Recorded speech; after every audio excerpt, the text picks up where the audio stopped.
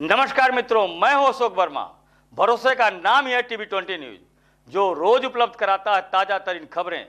देश और प्रदेश की तमाम अहम खबरों के साथ आइए नजर डालते हैं इस खबर पर। नमस्कार दोस्तों, मैं doctor Manish, endocrinologist, Medanta hospital Lucknow से। आज हम फिर एक बहुत इंपॉर्टेंट टॉपिक पे बात करने वाले हैं, वो है डायबिटीज़ फुट केयर। कहने का मतलब है कि शुगर के या मधुमेह के जितने भी रोगी हैं वो अपने पैरों की देखभाल आखिर कैसे करें देखभाल, ताकि फ्यूचर में या आगे जाके पैर के अंदर कोई भी छाला या कोई ऐसा घाव जो भरे नहीं या फिर पैर काटने की नौबत ना आए। शुरुआत से करेंगे तो अंत तक जाके सफल हो पाएंगे। अगर शुरुआत में हम लोग गलती करेंगे तो रिजल्ट उसका हमेशा अच्छा नहीं आता है।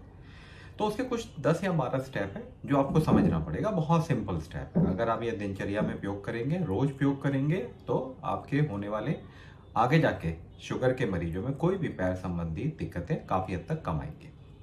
सबसे पहली चीज, शुगर के मरीजों के लिए या मधुमेह या डायबिटिक पेशेंटों को पैर अपना डेली धोना है।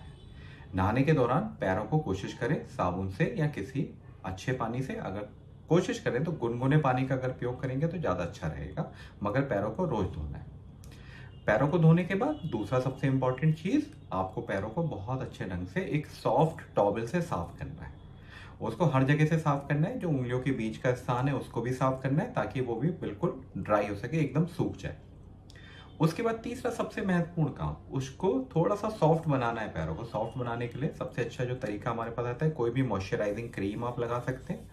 आप जैसे कि मॉइस्चराइजिंग क्रीम आपके पास उपलब्ध नहीं है तो आप सबसे इंपॉर्टेंट नारियल का तेल का इस्तेमाल कर सकते हैं। नारियल का तेल एक बहुत अच्छा आयुर्वेदिक इलाज बताया गया है। और नारियल का तेल या मॉइस्चराइजिंग क्रीम जब लगा रहे हैं तो कोशिश करिए जो उंगलियों के बीच के स्थान होते हैं उस पर मॉइस्चराइजर ना लगाए, उस वाले स्थान को वैसे ही छोड़ दें। बाकी हर जगह आपको मॉइस्चराइजिंग क्रीम या नारियल का तेल का प्रयोग करना है। चौथा सबसे इंपॉर्टेंट काम, आपको ये सब करने के बाद एक बार अपने पैरों को देखना जरूर है। पैरों को देखना है क्योंकि आप ये कोशिश करें कि वहां पर कोई कट का निशान तो नहीं है, वहां पर कोई घाव तो नहीं बना हुआ है, वहां कोई छाला तो नहीं बना हुआ है, वहां पर सूजन तो नहीं आ रही है। अगर ऐसी कोई भी चीज आपको नजर आ रही है तो आप किसी भी नजदीकी डॉक्टर से जिससे आप इलाज करते हैं उससे आप कांटेक्ट कर सकते हैं। पांचवी चीज, सबसे इंपॉर्टेंट चीज, वो है नाखून काटने की। आपको कभी भी डायबिटिक पेशेंट अगर कभी भी नाखून काटते हैं तो उसको सीधी दिशा में काटिए। उसको आजू बाजू से मत काटिए कि आपने आधा पहले काटा फिर आधा काटा फिर आधा काटा, ऐसा ना करिए। उसको एक ही डायरेक्शन में पूरा नाखून आपको काटना है। और आपको हमेशा नील कटर से ही काटना है, कभी भी चाकू से, ब्लेड से, छुरी से, इन सब चीज़ों का उपयोग नहीं करना है।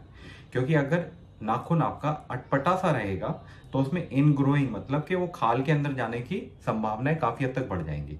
तो नाखून बहुत अच्छे ढंग से सीधे डायरेक्शन में काटना है, उसको उल्टा नहीं काटना है आपको। इसके बाद सबसे उपयोगी चीज, जो हर चीज डायबिटिक पेशेंट को पता होनी चाहिए, जो उसके मोजे होंगे वो कोशिश करिए सॉफ्ट होंगे और थोड़े से ढीले होंगे। वो टाइट नहीं होने चाहिए। जितना वो टाइट होगा उतना उसमें प्रेशर का इफेक्ट ज्यादा आएगा, जितना प्रेशर होगा उतना छाला बनने की उम्मीद ज्यादा रहेगी। कोशिश करिए डेली वॉशेबल, मतलब धुले हुए मोजे पहनना है, डेली पहनना है। जूता बिना मोजे के नहीं पहनना है।